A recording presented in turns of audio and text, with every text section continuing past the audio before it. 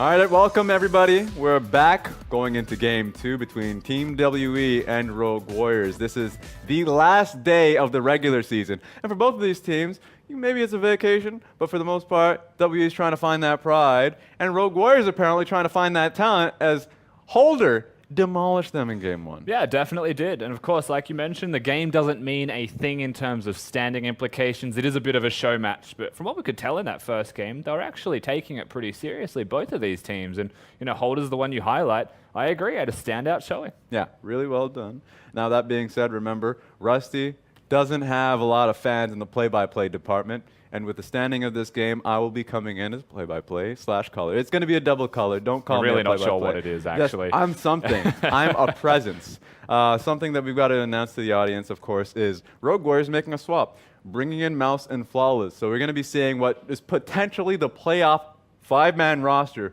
of Rogue Warriors coming in. Changes the top side of the map drastically. Yeah. A lot more carry potential, strength coming out of Flawless, but for the top side of the map, you're going to be seeing that sturdy Mouse. And a lot less from Mouse, who does play the tanks. His most played champion is Mundo by a country mile. It's his most played by a significant amount. Now, he plays the tanks. Flawless plays the carries, like you mentioned. Lee Sin's back, so there's possibilities he actually plays the big carries as well into the likes of the Kindred that we saw in game number 1, into the likes of the Olaf that we've been seeing running around. And it does, to me, feel a little bit like tryouts almost from Rogue Warriors. For the last 2 or 3 weeks, we've had Holder and Kiwi. We haven't seen Mouse or Flawless. Yeah. When they bring back the Raid Boss duo once again, the starting roster of Rogue Warriors, in my mind, anyway, I see this as like you got to reprove yourself, bro. That guy just went off. You got to step up. He kind of messed things up. You guys kind of have to at least do something. It's one of those situations. It's interesting because, we go week to week. We've seen Holder and the Sheets as a substitute for quite some time. We haven't seen Kiwi. You bring in Kiwi in the roster, and suddenly it's possible to bring in a Chinese jungler along with a top lane that has very valuable Korean talent. So you're right. Seems like a bit of a tryout period. Kiwi did his job, helped out Doomby take down that mid lane turret. CA felt that pressure, might feel the pressure again in game 2. We'll have to see if Flawless can come in and play flawlessly. And I also wonder, speaking towards WE, whether or not we'll see the Lulu in the mid lane again, because Doomby was very confidently handling that one. And I will say, as a caveat, level 1 was insane. There was a lot of different things that happened, a lot of movement around the map and a lot of chaos. So I would expect a slower level 1, but we'll get into that after Champion Select. For WE, I do wonder if they'll still pick the likes of the Lulu in mid lane, or if they'll actually empower Xie that little bit more. They think they should empower Xie. I think he has quite a few champions. Cassiopeia comes to mind. Yep. He wants to take ownership of that mid lane. Some issues that he arised in the last game, honestly. You're right about the level 1 that made things hectic. There were times in which he was moving to help out the guys on the bottom side, and Rise just focused on his own lane. That could have had something to do with it. Now, of course, on your screen, you see Flawless, Mouse, yawning a little bit, maybe a little bit tired. Disheveled didn't expect he was going to be playing today. He's going to be on what is supposedly the last match if Rogue Warriors can take it up against WE. And that's what you would expect as well when you speak towards who is the favorite in this set. It's definitively Rogue Warriors. You are looking at first versus last in a conference, taking each other on. So has WE gone up to 6? That's magic. We haven't seen you in some times, buddy. This is really fun. Nostalgic even. In fact, I haven't even seen him in the substitute roster for some time. I mean, that's funny. When we spoke about this just before the break, you said, what do you think should change? I said, jungle, let's go to break. We come back and they've actually subbed someone in. Now, I didn't see this coming, but they did sub someone in completely. And you were potentially about to say maybe the jungle mentality, if Pepper was a little better. Maybe just literally going towards Condi because they had that. But then they heard that little tidbit, that sound bite. And I was like, Rusty knows something we don't. He said jungle is. He said jungle. Change the jungle to magic of all things. So I know we were talking about the mentality that Melon had when he started out in the spring split. In fact, Magic actually adopted that and became a chain, a ball and chain to the mid lane, helping out Xie quite heavily. And it was a game, I know there was an interview done with Magic in the last split, where he said our strategy is just to free Xie so he can actually impact the map. Might be a strategy they go into in game 2. I think that's entirely viable as well when you think towards game 1. I would have said it was perhaps the decision-making or the pathing of Pepper that could have been changed because he wasn't looking towards lanes where they needed assistance. The only thing we saw proactively from him was a Herald placed in top lane, which was already a winning lane. So coming into this second game, if you do have the ball and chain sitting in the mid lane helping Xie grow, you mentioned the Cassiopeia, I actually really like that. as a potential opportunity for them. If not the Cassiopeia, he's still got a very good rise. He has a lot of carries that he can play as well. And if you don't know Xie, you don't remember way back to when he was playing Assassins in 2015. That's true. He plays Assassins as well. So if you want to set up someone to carry, maybe you actually see him bring out the likes of the LeBlanc. Remember, he's a gold medalist too, coming in from Asian Games, picked up the Cassidon. So for him, I mean, he just wants his disciples to follow through. If you have a question as to who you should listen to in a game-ending call or in pick ban, he's going to say, quiet up, senior coach. Look at this medal. Bite it. It's real gold. And you're going to listen to that man as you go into game number 2. I kind of hope that's what he says, but I highly doubt that he's going to say, sorry, coach, I have a gold medal, and I didn't shot call in that set, but let me tell you about shot calling right now. I hope he does, though. He probably did it with a broken freaking neck, man. This guy is Kurt Angle right now. Look at him. He's proud. He came out with a game 1 loss, and he's still willing to fight. You're trying to push WWE on me right now. That's what you're doing. I'm onto you. It's possible. I just wondered if you got that reference fairly quickly. I so. did get it. Yeah. I know a few play-by-plays didn't get your Shaggy reference, but I'm willing. I'm here. I couldn't willing. believe that. I know, huh? I mean, I don't discredit them for assuming I meant like Scooby-Doo Shaggy, but when I say the artist Shaggy, it is surprising. Yeah. Hey, you never know. I feel like Shaggy himself is as disheveled, a creative human being, talks to dogs, seems like an artist, seems like he came out of university on an art degree. Ah, it's possible. Yeah. Bass guitar. Yeah. You see a lot of WE fans. Remember, we are in Chongqing. The fans here immigrated from Xi'an. They were there waiting for their team to come back. But in week 11, they heard that their squad went up to Chongqing and they followed suit. Yesterday, we saw and heard the fans bellowing.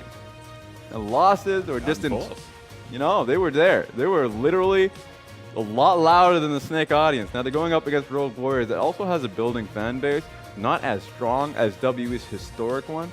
Yeah. So you get a good indication of the magnitude of the situation for this organization. But in terms of 2018, Rogue Warriors has only seen upward trajectory and growth. They've gone to internationals, they've been the heroes of the LPL at certain points as well, and they have grown a significant following. Subs or not, you can see even a flawless sign on your screen. So for Rogue Warriors, they will still have fans here, and if you're from Chongqing, it's a great day to be a fan of the LPL. You've got 4 different teams competing in your arena, where usually it was just Snake versus the competitor. This time around, you've got back-to-back sets and some big names competing at that. Think of Snake playing in their home arena against EDG. Yep, and then you've got this set today on top of that. With big stakes as well. Going into what's going to be the playoffs, all done out of Beijing. So they get the tickets. They know unless if they're going to be going towards Beijing that this is going to be the last opportunity for them to watch League of Legends up close, top-tier play. Now they get to see Mouse come. He looks awake. He's alive. And he's willing to smack some people in the game, too.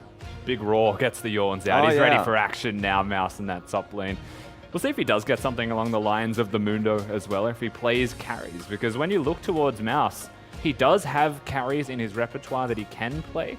But when you think about Mouse and carries, it's not synonymous except for Gangplank. That's the only one that comes to mind for me when I think of Mouse and I think of what carries can he play. Rogue Warriors in game number 1, they flexed the Akali. They took it to top lane. We'll see if they do that again because they flexed the Akali with a Rise, and Mouse can actually play the Rise. And you know, with Mouse, it's always weird to see him play throughout the regular season because you want to slate him as a tank top laner. He does that every time, playing out the Mundo, as you've mentioned. But then you get those games where he's looking across, what is the Vici top laner? Was it Yodong at the time? Or am I getting the name wrong? That was the jungler. Yuguan. Yuguan, there we go.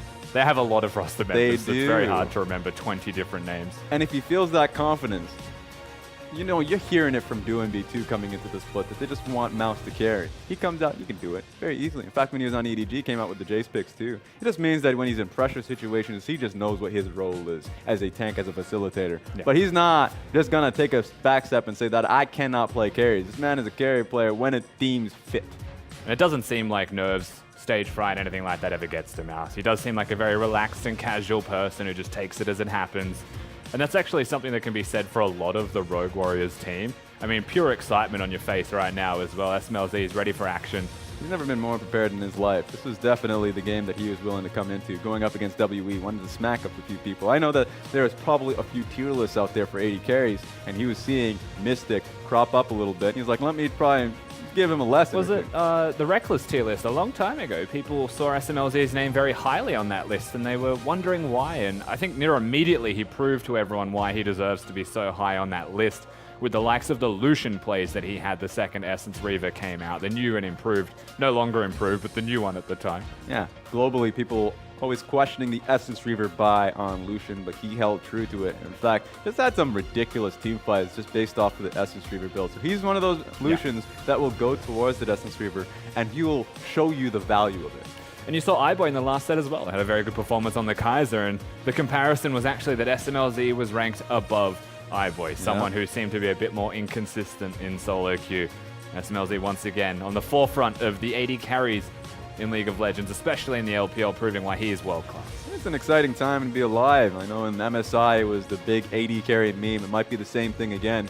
Reckless coming back, Fnatic in finals, almost certainly going to go to Worlds. You look towards North America, Team Liquid's always on that train. Sneaky is ready not only to dress for the occasion, he's ready to take stage on a world stage.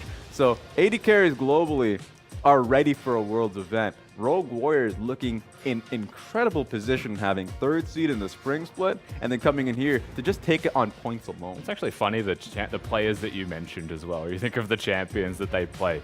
Because you think of Reckless, Tristana. I think of Sneaky, I think of Quinn right now. Because he's still playing the Quinn. You think of SMLZ, I think of Lucian or Jhin. So very different 80 carry pools, but still the same carry potential coming out of them, and most likely all still going to Worlds. And so it's always fun to get people who are alongside them. You get a fresh, a young Killua right next to him. We get to see there's some inconsistencies. I don't know. I know you did a support tier list not so long ago. Trying to remember. It was mid this time. Yeah. The support one was last split. That's true. Oh no. It's so hard to rank supports and mid laners. It's actually the hardest thing to do. Yeah, I was wondering, where do you think Killua's ranking right here? There are certain times where, like, a good example is Rift Rivals, where he can fall flat, but alongside SMLZ, he can get the job done. I kind of rated Killua in a similar vein to Ming. In that the team's overall performance does influence a little bit how you would rank that player, because their role in the team is pretty much the same. You know, you want to protect your big carry. If it's Uzi or if it's SMLZ, still a big carry. If you get them to late game, they'll most likely win the game for you. That's true. So that's where the role tends to be for Killua. And in terms of ranking, I think Ming's definitely number one. I'd put Killua somewhere around 4th to 5th, because I think he's a very good player, but his role doesn't allow him to shine in the same way that other supports do. And in my mind, Yoon's actually one of the few that comes to mind, because he's a big playmaker at the same time as being a good I support. was about to say the LPL has quite a lot of strong support players. I know currently Rhodes, there's not a lot of highs on him because FDLG is just having a poor split. But the spring split, a lot of their strengths, if they happen, it would go through Rhodes. They have a lot of great supports in the LPL. I know we'll see Ming go up against Lu Mao. Yeah, Lu Mao's a very good support in his own right. I think a little while ago, actually, Frosco said that he might be top 2 supports in the league. I think she said that might have been top 3.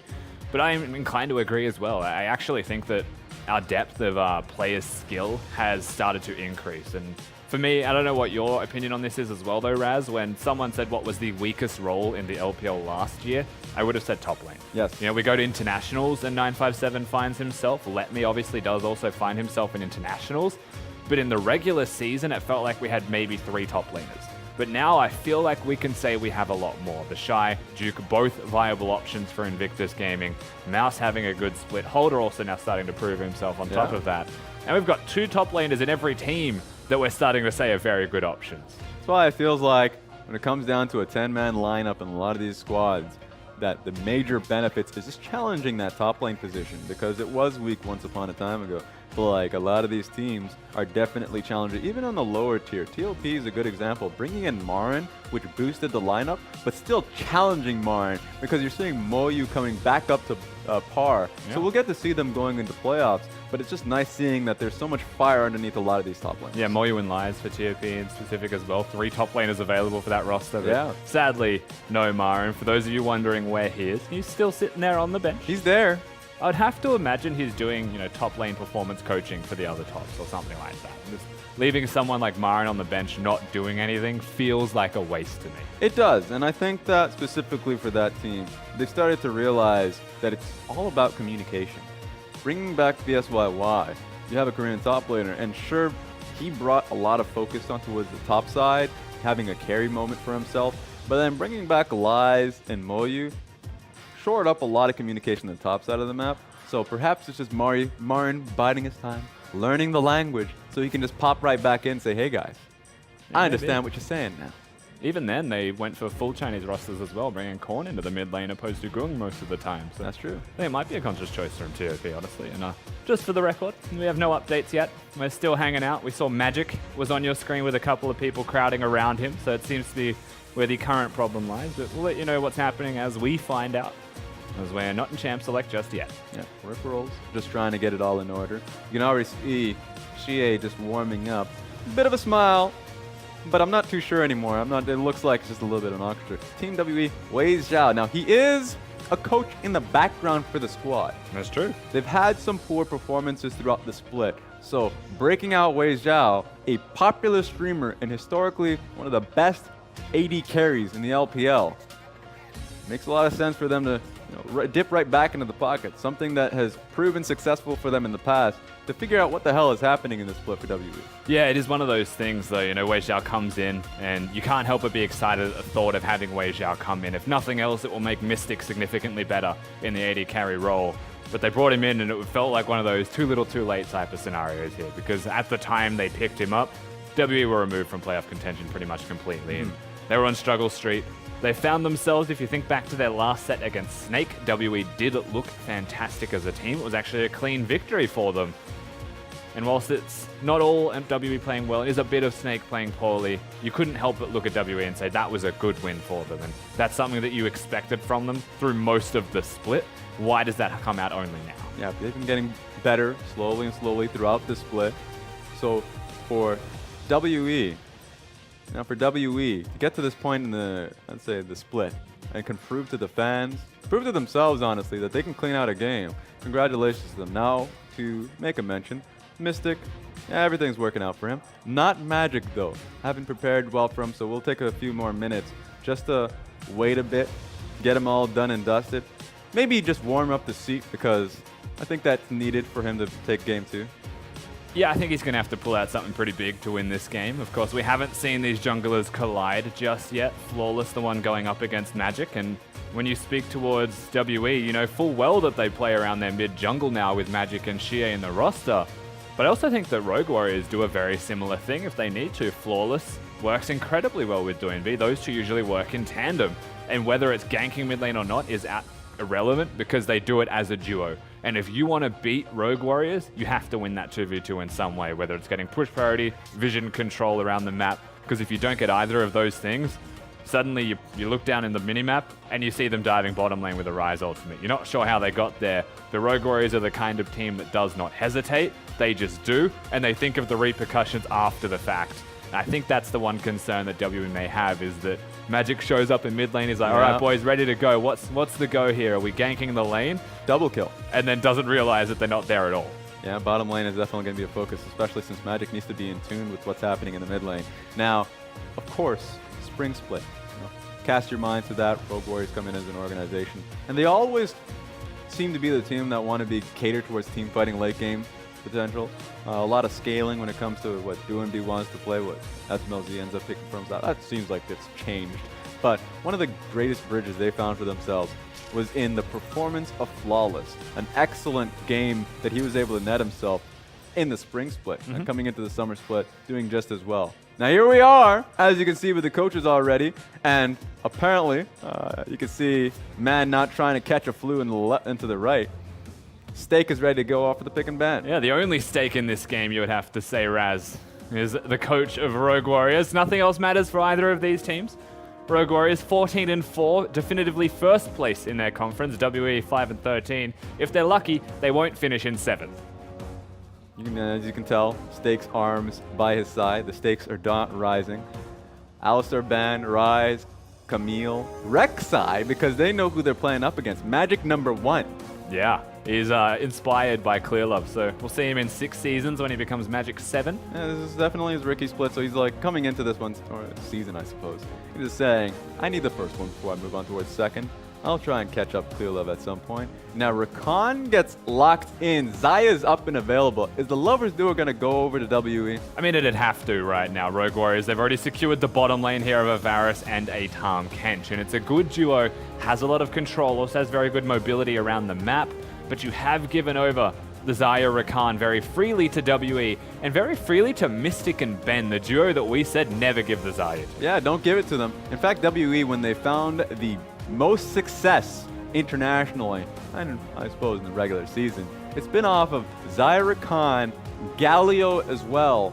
Jarvan, if you can give it to him. I know that the Gragas is up in for Magic, potentially can go to 957, but the composition's forming to be a teamfight comp for WE.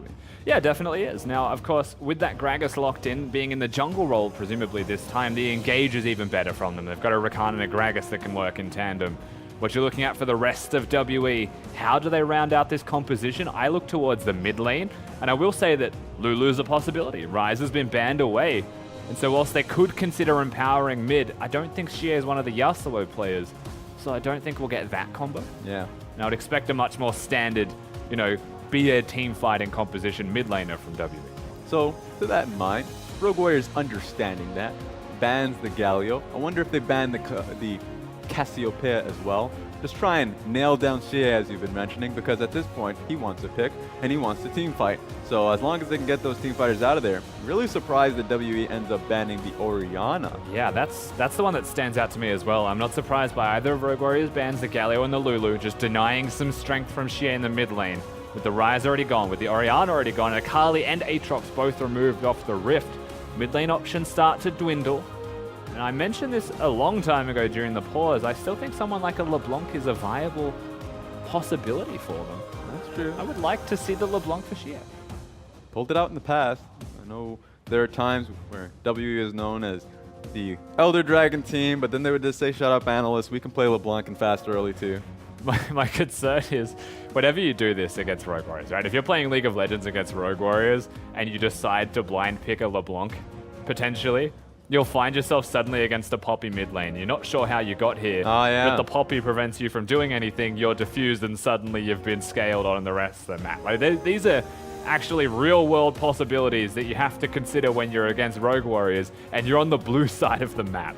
Now, let's say your name is 957. You know this could be your last game of the season.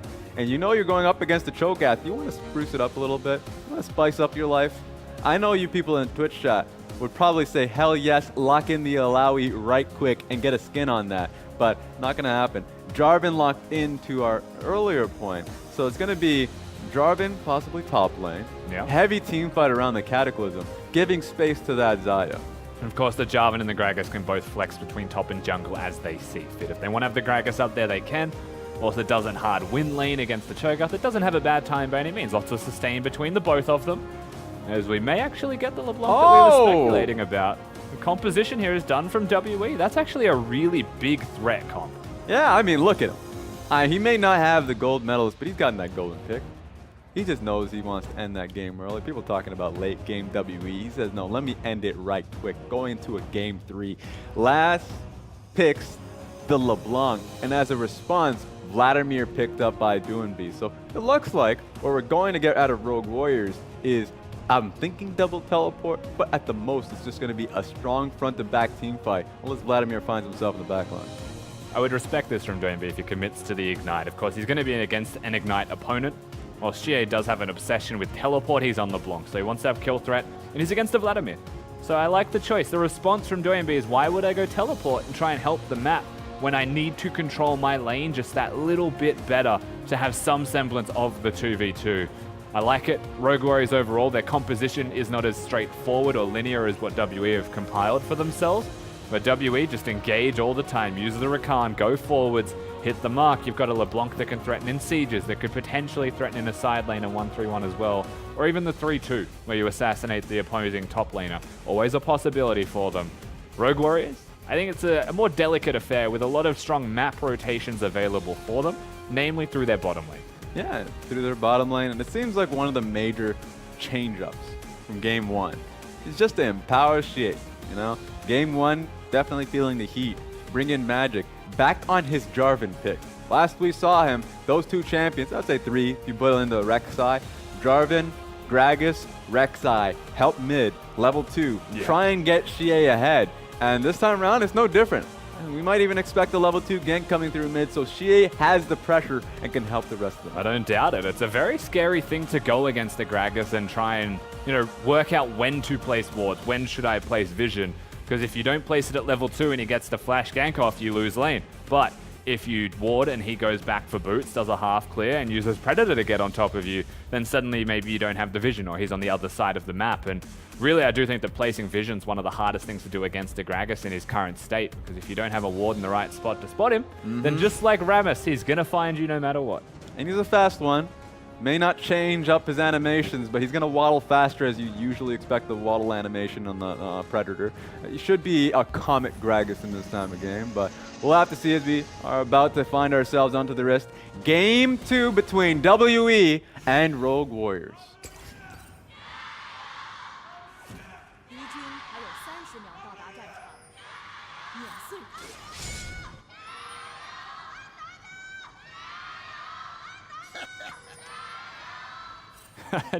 Every single time the camera goes to a group of people, they're just like, hide my face immediately. You must not know it's me. I feel a little bit shameless every single time a camera bombs himself on me. I mean, look, North America, get a camera on somebody and they're going to try and make a fool out of themselves as soon as possible. You come to literally anywhere in Asia and they decide, no, I hope my mama ain't watching at home. Please, don't look at me. That's not even a shame thing. They just don't want to be seen on the camera. Now, you mentioned that it might be a Comet. Gragas in the top lane. He's actually gone towards the Grasp of the Undying. Of course, I misspoke. It's a Predator. He's in top lane. He's not actually playing jungle at all. We've got an Electrocute for Magic on the J4. So between the 2 Electrocutes that they have in that mid lane, it's a lot of high damage. What is surprising is more often than not, junglers are going for Predator above the Electrocute in pretty much every situation because it does more burst. And when a jungler wants to gank you, they want to try and kill you in that one hit. They don't come back every 30 seconds. But Jarvan's uniquely equipped to proc that Electrocute. He can do it with just a W in an auto. Yeah, and remember we're on 8.15, so it's not going to be on the newer patch where the Electrocute gets nerfed and a lot more people are going to be picking up Predator in the jungle. Oh yeah, so people still do it anyway. Yeah, exactly. That's the thing that I've found in the LPL. So a lot of trading happening here. The range advantage there for SMLZ and Killua. Tongue Lash coming through and the extra autos to make it so Mystic and Ben still losing out quite a bit here. There should be some decent control in the bottom lane. For WE in that 2v2, level 1 is not ideal for them. They're usually looking at 2 or 3. Level 2 having the ability to engage if you would like, Ben, as well as sustain level 3 because you can get in and out. And really a lot of it's about where the junglers are positioned prior to that point. Yeah, I was wondering if Jarvan was actually going to go into the early Scuttle Crab. Not going to happen. One thing you'd have to keep track of is the fact that Olaf's usually going to be incredibly low because he wants to hide his passing, so you see people start out in lanes really early on. Now, Flawless picking up the early Scuttle Crab. He's back at full HP, but early on, if anyone challenged him, he would have definitely fell. Yeah, the scary thing about Olaf, though, is that if you don't contest him at the Scuttle, he gets most of his mana back. And a lot of Olafs, they run out of that mana before they go to the blue buff, trying to, like you mentioned, hide their starts on the map. So he'll be perfectly fine here, Flawless. In fact, he's in a commanding position through the jungle. They've even been able to spot out where Magic is through a nice ward placed on top of that Scuttle. Oh, so now one thing I hate about Ocean Dragon. Yeah, I know, right? It's gonna hurt. It's gonna hurt a lot. So Ocean Dragon doesn't deal more damage than Cloud Dragon, but it slows you. So if anybody finds you, you're going to have to flash because it just doesn't stop. So he's fairly confident that he's gonna be alone with it and has the sustain. Look at his health. He has no smite. He doesn't have the sustain! He's gonna Flawless die. run! Flawless! Oh Okay. God, he had another smite. All right, We're good. he's Now, safe. He's fine. He didn't hear me. I don't have to. He's make- not Oh safe. my God, Flawless! All right. He's all right. He lived. This is why you put in Flawless in game 2. He understands just the small details. He knows he won't die in that situation. I don't think he fully was aware of that. I think he got to that point. He's like, I think Kahlua, if you don't get here in the next 5 seconds, I'm leaving this game. He was probably That's yelling what- louder than I was at that stage, honestly. Trying to get someone to help him out in that situation. If I was Killua, you know this is the last game of the regular season. Your jungler just made quite a stupid decision. Leave him be. Let him die. Ocean Dragon's gonna track him down. The Rogue Warriors were doing the correct thing, to be fair. They were controlling the 2v2. They didn't give any entry as they are engaging bottom. Tom Kench being able to eat you up. SMLZ is gonna go in for the full fight. Killua gonna be very close to death. That gives a lot of power to Mystic and Ben to walk up. I wonder if this amounts to a kill at all. Killua has to get the hell out of here before he finds himself dead. That's a scary trade between both of them, but at the end result, it actually still feels like Rogue Warriors are fine. Remember, they've got the Ocean Dragon. Magic, now he spots Flawless. He knows that he's nearby. Both teams know the junglers are in the bottom lane, so it's going to be purely passive play. But remember, a 4-minute Ocean Dragon is so influential to the game state, especially if you're trading like this. The Rogue Warriors, they'll be okay, considering that didn't go well for them at the start. Already close to getting up to, full HP, 60% HP, just lying in wait because of that early Ocean Dragon. So Magic was in the area, was thinking about the possibilities of just helping out the bottom lane, looking for a dive. Not possible now, but CA getting walked up to. Flawless hiding his position, just trying to help Doinby push out the wave, it seems. Yeah, this time it looks like they just want to get the recalls off, but Xie does force the flash out of Flawless. Ignite also used by Doinby. Lots of trades in the middle lane. Kill him! 25 gold. He was a fake. You had to get the fake news out of there. That being said, Doinby, he sees a few people. Can't really find the way to hold his control ward. I guess he has a little bit of help to get back mid lane, but it feels like Magic and Shea are oddly confident about this play. It's still a 3v2, so at this point, Shea needs to watch himself. The teleports. Oh, here we go. Magic is going to die to this, but I wonder if you're going to be in a proper state to fight 957. Flash in there.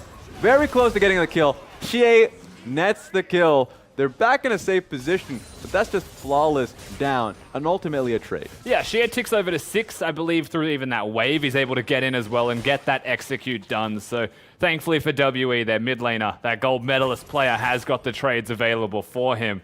End of the day, just a 1-for-1, but it was the first blood to Rogue Warriors. They'll feel pretty comfortable with getting that, especially going on to Flawless. So whilst he died, he got all the gold at the end of the day, and he's okay with some time off the Rift. Honestly, you don't expect anything other than perfection out of Shea at this stage of his career. Just the perfect player. He really is. I think his mother is very proud of what he's become, especially after this month's performance in Indonesia. So WE has a way to play out this early game. It's going to be coming through Shea. Good way to come back into the fight, be able to nail down Flawless. So we'll have to see if that turns into anything as we move on in the game. Yeah, definitely. It does open up the middle lane a bit more. A LeBlanc having control does give extra added bonuses through the lane and how you want to play that one out, especially getting the blue buff right now at 7 minutes on the dot. So you can use distortions, you can clear full waves basically now. Doinby on the opposing side has rushed Merc trades. And that's a very good decision if you want to sustain in the lane, dodge out against the LeBlanc as well, just get the juke boots on those ethereal chains. Here we go. Speaking of. SMLZ, of course, inside the stomach of Killua, is always safe in those scenarios, which makes Tom Kench so insufferable to really deal with. You have to remember that, Tom Kench gets nerfed and is still going to get played. Whilst this is not the nerf Tom Kench, he still gets played just because he has a Devour, and that's how powerful the spell is. The first one is all that matters, Rusty. The first one is all that matters. Sure, in a team fight, you want to be able to have your second swallow, but the first one already makes it a tough situation. Speaking of tough positions to find yourself in, Mystic might have to blow his flash. Throws out his ultimate. Ben is in a really dicey position, but they'll actually just get out of it.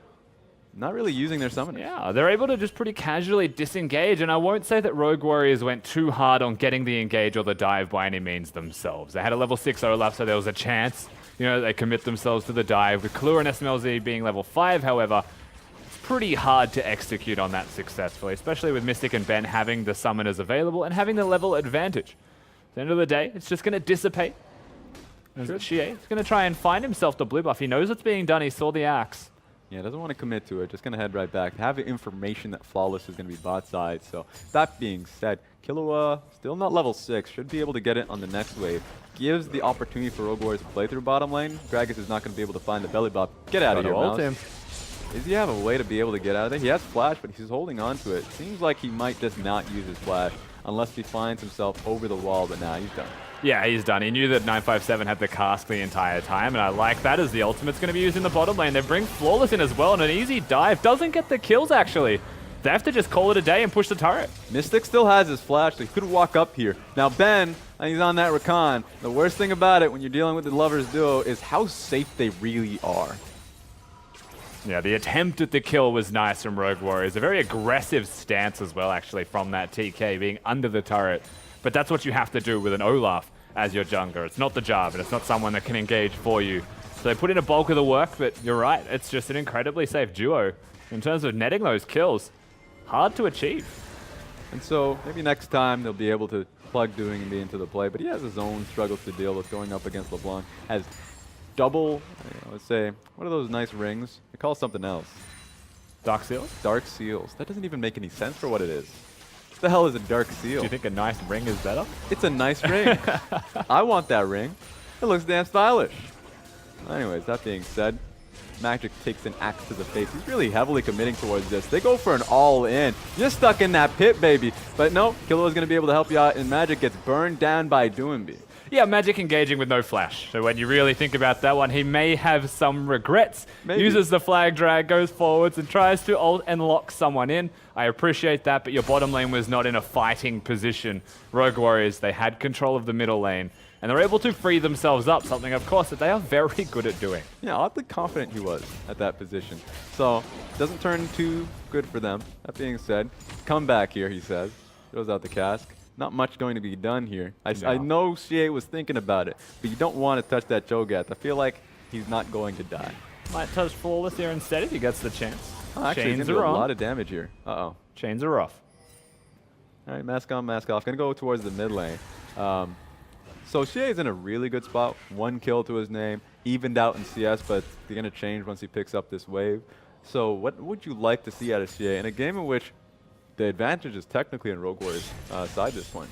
I mean, I'd like to see him once again be freed up from his lane in some regard. The concern that WWE have right now is that Magic and Pepper makes no difference. You know, Magic's being much more aggressive, but he's being preyed upon by all of Rogue Warriors. So when you think about how do we make this better, how do we remedy issues, we've got a 1-0 LeBlanc that could potentially be freed in the side lanes, and credit to WWE, I feel like they have been trying. They just haven't been able to get it done. You saw the cask used in the top lane by 957. That was a look-in from WE trying to get Shea up there.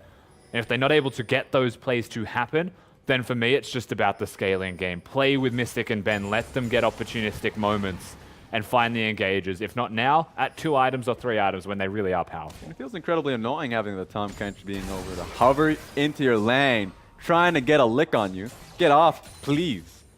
So those are situations you find yourself in. Flawless might look for an opportunity here, but he's just playing vision control. Tom Kench ulti coming in, so Mystic gonna have to, he has flash, he's okay. It's Ben that I'm really worried about. But a turn back, teleport coming in from the back. Doinby losing a lot of HP, should just outright die here, but he's feeling safe. Mystic so close to death here too. Just one more swallow here, but Kilo, there are just so many people in rough positions, and it's just gonna be Rogue Warriors falling in this case.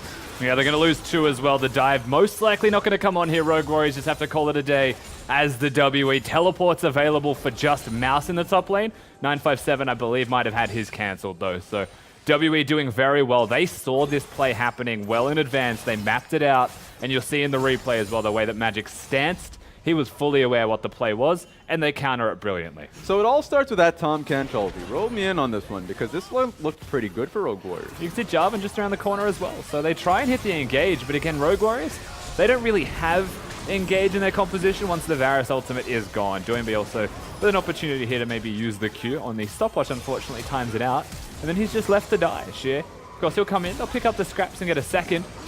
But they Rogue Warriors, I think they push a little bit too hard for something that they do all the time, but it's a bit of a force. I think Magic inspired Shea a little bit, using the stopwatch, going full gold, so that really empowered Shea in that specific He saw the fight. golden color, yeah. Yeah, he was ready for that one. That's how he was able to net his assist there. 1-0-1. He's fully geared. Because, you know, gold medalists are color-based, usually. When they see gold, it reminds them of better times, and they find that extra % to throw into a play. So, you know, nets himself an assist. Raz, very well done from him. There we go. I mean, it's one of those opposite PTSD moments where something just triggers it and you're just ready to go. PTID, I guess? PTID. Post-traumatic. It's not traumatic. You know what? Just an inspiration moment. We'll think of something. I know Twitch chat's got something ready. Believed in the heart of the cards. Oh, that's always good. but he's not a luck-based player, so he doesn't need to top deck a damn thing. So that being said, You SMLZ think and Yu-Gi-Oh Killua, was a luck-based? it was luck-based. He was just a lucky individual. So 100% strike rate on top decking yes. because he believed in the heart of the cards. You reckon? There's a reason why that series was made. It was because someone was lucky enough to stumble in some Egyptian pyramid where he got some nice puzzle that changed him as a human being to just have more luck. You're not actually that wrong at all. That was a weird series when you think of it in any other context. Doinb trying to get right on top of Xie. Now there's a little bit of a running man happening here, so Xie is not going to come back at all to take this fight. That being said, the mid lane tower is a little bit under threat. It just depends what Rogue Warriors decide to do with this pressure. Yeah, Brolaf, of course, coming in the mid lane to threaten and prevent any kind of trades from Xie. It's one of those small things. You know, level 10 Vladimir doesn't have pure kill threat. Bottom lane, of course, the ultimate going to get used again. Flawless. And Doinb just around the corner. The dive's on. The damage is there. They're going to have to completely give this tower up. Now, Cannon Minion, I wonder, it's just going to die here. So unless if they double down, they are going to double down. So they get the tower. Rogue Warriors not the tower for what was a mid lane push.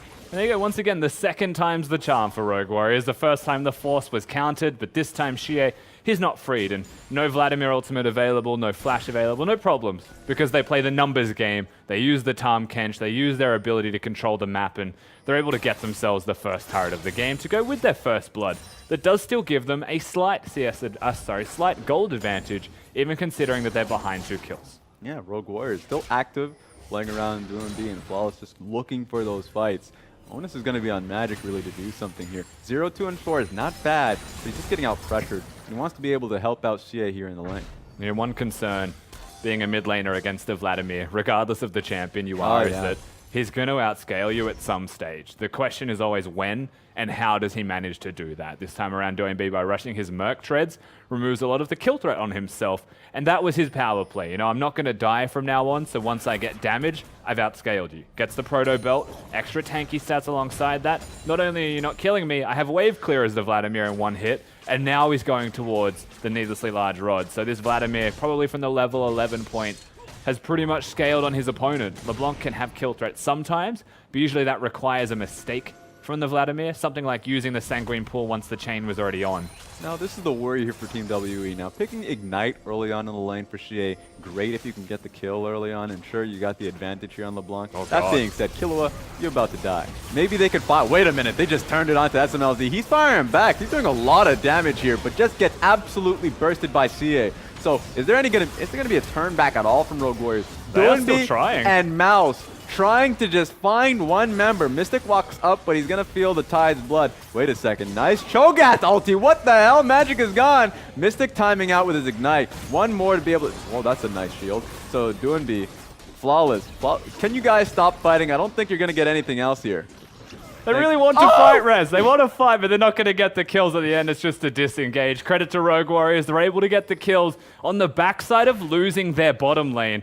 And you're right, there was a lot of damage done by SMLZ, and Kalor actually lived for a longer time than you would expect because WE split their focus. They tried really hard to get the 2-for-1 and not just take the pick. You'll see it here. Magic, he's got the flag drag, they're on. And then notice that once they're in, they immediately shift targets. Everything goes towards SMLZ. He's able to free fire for a significant amount of time until Xie gets there. And from this point, it's just the tanks and the bruisers going back and forth with WE not having a lot left to survive. So just trying their best. Yeah, ultimately, I mean, putting all your pressure on towards SMLZ when he already still has Flash. Could have spent a little bit more time on towards the Tahm Kench. Made the game a little hectic. Now take a look at Mystic. He's like, maybe I can help when I have 0 HP. Maybe Gragas can do something when he also has 0 HP. They still come out of that one alive when they really shouldn't have. And we're back into live, and Doinb and the turret have 0 HP, but they're just hanging on by a thread. And still the pressure will continue in this middle lane. You'd expect the turret to go down. That 1 minion may just be entryway enough, and that's exactly the case. Magic threatening for an engage. There we go. 2-man knockup. Doinb doesn't have much HP. He's going to get charmed up. Mouse taking a lot of damage, end up falling through. They're just chasing down Ben, who also goes down a trade in that regard, but Doinb is way behind enemy lines. And at this point, there's no one here to save you. No one from the U.S. Marine Corps is coming in for your... Oh, she is. Oh, wait a second. CA down. That's just a long extended fight. SMLZ should be okay, but I can't say the same thing for Killua. All right. Okay. Mystic just... What? No! SMLZ, run! Oh, yeah, you're done too, son. triple white flag. WE just handily took that fight. Yeah, the emotes come up for the ace. Rogue Warriors do get cleanly ace, and you have to look at how the fight started. Because with this ace, they break the base. There's no Baron up, however. We're only 19 minutes in the game. There's no Dragon until 5 seconds from now. But the turret is what they'll take after the mid lane outer drops. And the reason this fight's happening? Well, Rogue Warriors have no health. So they're trying to defend with no health available, and WE just find their moment. I like Magic's double knockup. I feel like that was just an excellent way to start it off. It got a little bit more awkward when Doomby picked off Ben, but remember him just tunneling on that? Yeah, puts you in a bad spot. Doomby had his ult this entire time. Oh, did he? Yeah, there was a group of 4 of them, and he chose to, unless the indicators are lying to me, he It does it chose sometimes. not to use it. It really feels like at some points, Pie's going to be on your face because, yeah, this draft doesn't like you. But with that being said, it was just a bad start to the fight for Rogue Warriors, and they all just slowly walked back in. SMLZ at some point was actually rather safe, and then at the end of the day, he just got dabbed on by Penguin. They're trying to optimize their damage and maximize how much they can output, but that was in a losing situation before the fight started. So when you actually take stock of the map right now, that is a 5-0-4 Mystic on the Xayah. This is the pick that we said in Champ Select you don't want to give them, and suddenly here's 5-0-4. Rogue Warriors still with a fighting chance, however. The gold difference is only 2,000. There's a possibility for a triple Ocean Dragon just because of the really early Ocean Dragon Rogue Warriors got for themselves. So WE, if they want the early damage that they have from LeBlanc to actually hold, yeah, especially with Warmogs about to come up for a few members here. Looking at the gold a little bit. It's a little large gold difference here. 957, 3-0, and 4. Has a hefty gold lead. I have 1,000. Good news and some bad news, Hit right? me up with the good news / bad news. The good news is the match of the week starts in about 15 minutes. Oh. The bad news is we will be cutting to the match of the week if this game continues for that long, and if Rogue Warriors end up losing this one, then we go to game 3. So remember that the stakes are high here for us if we want to see a full set completion. The stakes are high, people. Fight now. All right, Mystic. All right, now you just slow pressure coming in from WE that have that tower in mind. And not much should turn into this one because Rogue Warriors are respecting the pressure coming in from WE. So no like the first explosive time in the fight. game. Yeah. They're fully respecting their opponents this time. They are going to let things go. They're going to seed objectives. They're not going to sacrifice most of their HP in attempts to defend things to which they just get dove on afterwards. From the sounds of it, it wants to be full health as the fight starts. They've got Doomby. Of course, he can't. Maybe if he can use his pool, but he's getting CC'd to oblivion. He should just outright die here, but Tom Kench comes out and saves him. In fact, Mystic is going to die if he just does. Oh my god, at least he traded a kill. Rogue Warriors are actually in a really good position. Just depends if Shea can be able to get out of here.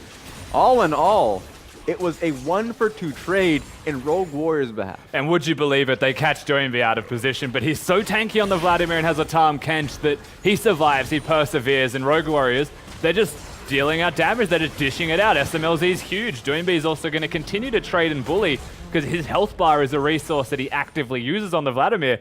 Rogue Warriors, they win the fight, they get the turret. Yeah, and at this point, you know, if footprints could be left on the Rift, I know we have discussions like that, Cho'Gath would leave some massive footprints at this point. We need to loop people into what that conversation's about. I think it's important. All right, go for it. We believe that footprints, if they existed in League of Legends, would at least be funny. I'm not saying that this would be the best thing you've ever seen, but like imagine a big Cho'Gath lumbering around. You've got some big old footprints just hanging around. You're like, I've Cho'Gath's been here. You can really feel like a Safari Ranger as if you're jungling, counter jungling, and trying to hunt for something. The jungle would be the tracker role. That's what we would. Yes, bring back the trackers. Just like, bring back everything that makes it feel like a Safari, man. Tracker's knife could do footprints. There we go. There we go. We've done Future's it. here. We've finally made that item good. Season 9, done and dusted. I feel like with how long they end up taking to think about the preseason, sometimes even going into the season itself, we just solved it for them. Season 9 in the bag. I'll be a little bit concerned if they choose to do the footprints, but believe me, it would excite me for at least a day. It would definitely make me happy until a point that it's absolutely made me annoyed when 3 people are on my camp. Like Akali. There you go. I was really happy with Akali until I died to one. It's like, I'm no longer happy with this champion. Also, I know that some people gave me some reasonable issues of, let's say, Vel'Koz or Aurelion Sol floating around the map, and I just don't have an answer. Maybe they can just not have footprints. I was thinking maybe Vel'Koz leaves goo, but that just sounds disgusting. Yeah. Yeah. Could be like a scent trail. I don't know. Okay, that's possible. I can smell. I've been playing The Witcher. Oh, how is that? I mean, okay, we'll talk about that later. I'm reasonably excited, but at the same time, it shouldn't be for this moment. So, Rogue Warriors, Mouse finds himself the Gragas. I feel like Gragas should be a little bit concerned about this one. But now that they have an idea of where Mouse is, a lot of the pressure around the top side can be challenged here. In fact, still they're just going. chasing down Mouse. All right, he's... Oh my canceled God, him. please. Mouse, stay in place. You're going nowhere. That was well done from 957. The timing was gorgeous, knocks him into the wall as well, so the chains were free to hit, and WE, they get the pick. It looked like it was a long time coming, because it really was, as 957 was just stuck to Mouse for 10 seconds. But with the pick, WE, they've got control of the map. They're looking at the Baron. They are so ready for the Baron buff. It's not even funny with those they control want wards. it. They definitely want it. Now they're in position. Remember, Jarvan and they have Rakan. The fight can be turned. In fact, they're ready to just go for it. It just depends on how willing they are to just turn right back on towards the pit. And there we go. I feel like they're committed to the Baron here. They really want to turn and fight though. SMLZ does not have flash. He's just going to have to take the brunt of the damage. But he's actually cutting incredibly well. Magic, Xie, WE should be in a good position for this fight. Killua goes down as it's close to a team wipe. Flawless just needs to get touched. Get out of here. He's probably going to go down depending on Xie's cooldown. Yeah! There we go. They're going to get it. It's not a clean ace because Mouse is alive. However, 4 members dead of Rogue Warriors. And no flash available for Mouse means he cannot get entry into this pit. He cannot nom this Baron buff away. He's just going to go top lane and they have to concede a major objective, Rogue Warriors. Yeah, this is going to be a great moment for Team WE, which should extend the series if they can turn this Baron into some legible advantages. It's going to take a little bit of time, but they're just not dealing as much damage as they would love to. But they get themselves the Baron on every single one of those members. Strong fight, Team WE. And I wouldn't say that either team in this case outscales the other one indefinitely. I would say that they go fairly even footing unless a Baron is secured. We'll get to see this fight again. A split-up team fight. Take a look at 957 and Xie in the back. Not participating, but they knew if they were able to net down the kill on Vladimir, that this was just going to be an easy fight. Yeah, and that's exactly what they do. An immediate burst to follow up. Xie hitting the chains as well into the Varus, just knew his fate was death. And they'll follow through. They'll pick up Flawless as he just gets to the explosive. We really planned the entire... We just have to catch him dying. That's sad, dude. Let him go. I mean, we got to see this whole game to completion, Raz. The game 2 at least has to end before we get into our next set, our match of the week. That's between RNG and JDG. We need to see it. I feel like we don't want to disrespect our gold medalist leader. At this point, Xie wants to find that victory. Has himself the Magi Soul Sealer with 10 stacks. He doesn't care what champion he's on. If he is on Lulu, give him side that stacks. If he's on LeBlanc, he wants them stacks. Our gold medalist does have a gold elo item build. You're not wrong. Are you disrespecting our leader? He's got Magi's. I am an advocate against the pick unless the game is going to end in the next 5 minutes. He's just really there feeling are the other job. options, is all I'm saying. I'm just saying, if he finds that next kill, that's going to have high value. He's going to be making max stacks. Yeah. Next contract he gets from WE, mad stack. Don't get me wrong, it's possible. He could make the Magi's work, but the last, I don't know, 3 times I've seen it. No, he just dies every time he gets Magi's. Yeah. So, literally the moment he gets Magi's, his Mystic's going to have to use his ultimate, is when he dies. We'll have to see if this team fight ends up working in their favor. They're trying to actually not have a team fight going. Yeah, this is smart. Yeah, pulling Rogue Warriors across the map. There's also an opportunity for them to hard rotate to top lane, specifically 957. Of course, they'll get themselves the bottom turret well navigated. They're pushing towards the middle lane with Baron buff as well, and it looks like Xie should be able to pick that one up. Rogue Warriors, they're engaging. End it now. Killua in a weird position, but as long as they can get magic, they're scot-free. They can't touch a single soul, and now Xie is left with this tower alone. He's going to put the Baron buff on the minions as well. They walk a bit faster. He gets entryway. One more. He can't Come get back. it. Risk it all. Oh, he's totally going to do it. Risk it all. He didn't do it. He didn't do it. He went top lane. No, he's a responsible individual. I understand it. He's got alongside Daddy Mystic, and so he knows that it's just not going to work out if he ends up risking his life for a single tower. It's also 1 cannon minion is the amount of damage required to knock that one down. So he uses the big stack of minions, makes life a bit harder for Rogue Warriors on the top side of the map, and forces them to step up to defend this if they can at all, or they just lose another turret. Xie lost a lot of HP topside, but where do they draw the line if you're Rogue Warriors? Mao's taking some beatings here, but wait a minute, it seems like Flawless has found one of these two. I think he's chosen the wrong target. but there's no way you can catch out Xie. Oh, maybe they can get on Flawless, who was really just tunneled in on trying to get the LeBlanc at this point. Maybe found a shiny object on him. It could have been the gold medal, but now he has to back up, back to his base. Tried to fox his way around there, Flawless, maybe separate someone from the herd. And this time around, there's a lot of mobility from Xie, so he's not going to lock him down even without the flash available. It is still an Olaf trying to chase down a LeBlanc. At the end of the day, WE, they win that significantly so. And they're able to break the base open, get a sizable gold lead, and set themselves up to succeed here. Yeah, Xie probably wanted it to be a little bit longer on the map because he's so close to getting his Rabadon's death cap. Might have to take an extra base. It is an expensive soul item purchase. I do wonder how much gold he actually has as well. Yeah. A bit longer could actually be 5 minutes of clearing waves as well, because it's like 1,100 gold to complete the upgrade. I would have definitely gotten the item if it wasn't for the Magi Soul Sealer sitting there, but that's just neither here nor there. Oh, it's definitely here. Neither here nor there. Now, WE looking to be in a good position for, if it's possible, the next Baron or Dragon. They can play it slowly if they will it to. Really, world is their oyster. Rogue Warriors can't do too much, don't have the vision as you can see. Great observer, just toggling it on and off, because it's absolutely nothing they see around Baron. In terms of windows, when you want to go forwards, usually you'd pick... A lot of damage. Doinby has... Oh, hang on, you just let him go. Yeah, he completely whiffs that one as well. Doinby has no choice but to throw the ultimate out. Now, if you're picking your timings, Xie does it well. You make sure that he's not completely stacked on that blood bank. You make sure that he's not going to get the maximum HP and damage back so that he can't trade it immediately all in. That's what he does. 2-level advantage for Xie. Pushes back Doinby, gets the ultimate out of him as well. So that's a lot of team fighting removed from Rogue Warriors. Exactly. Now you're in a position. Mystic's walking up, a Predator being used. Doinby decides not to go in, which makes it a little bit easier for Flawless to just back on up. That being said, Doinby feeling so much pressure. I don't even know if they can actually get a fight here. Yeah, Ben may actually even consider engaging, knowing that the puddle's gone, that Doinby's not in a safe space. And with the minions now building up in top lane, Xie is most likely going to corral those in. WE will crash upon it as well. And note that they can consider engaging. You can play it slow, but you can all in. It's possible. Now, bottom lane wave is not really happy for Team WE. They're going to have to move towards the top lane, and if it's going to be top lane, mid lane wave is what they have to be patient on. Yeah, they have to wait for supers to crash, but that's also going to take quite some time.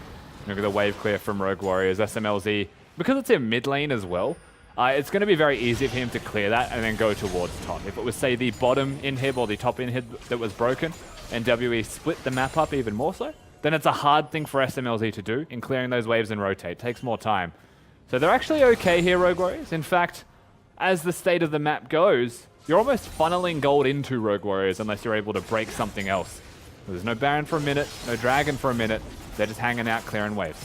Yeah, at this point in time, remember Baron coming up in 57 seconds.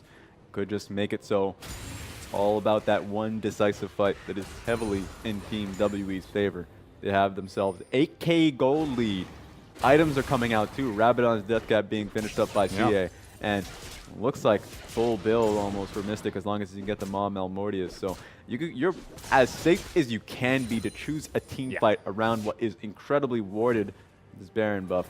Any way for Rogue Warriors to come back here? Absolutely. And I mean, I'm speaking towards the one hope that Rogue Warriors have. There is still definitively control here for Team WE overall through that bottom lane.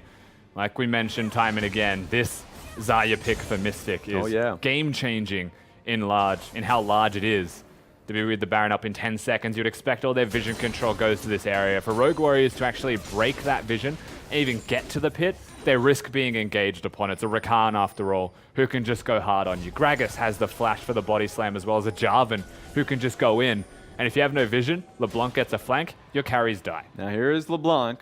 Now this is going to be annoying for Rogue Warriors, having to deal with a Rabadon's death cap LeBlanc split pushing in the bottom lane. Now Mouse has to deal with him, but because of that, it's going to be super difficult to get any vision around the top side. Looks like Mouse has found his target. Jake should be able to get out of there easily. Unless if a flash comes through. We'll have to see. He is surrounded. Oh, not going to be able to get out. Oh, the Q coming in. All right. So we're going to find out at the very least if Baron can get picked up, and that's how we know who wins the game, because we're so damn close to our marquee matchup. We'll have to see based off this alone. Let's see. Kogan. Oh, my God. He stole it. Rogue Warriors steals the Baron buff. Can they take the fight? That's the real question here, as Mouse does not have much HP to his name. Doinby is the next one who could be targeted. All right, I don't know about this one, Rogue Warriors. You know what? I'm gonna have to call this one on my producers. Cut the tape, cut it. We're gonna be moving towards our next matchup. White flag and all, we know who's going to win this series, and we have to get to the series at hand here. So back to us. Get the camera away from it. I don't even want to see the Nexus explode. None of that. Don't even give them the gratification. So, next Hey. matchup is coming up. How Yes, you it doing? is. I'm doing well. That was it was going to be game 2 to WE as well, so it was going to be 1-1 in the series, but we've got our match of the week coming up right now, so do not go anywhere.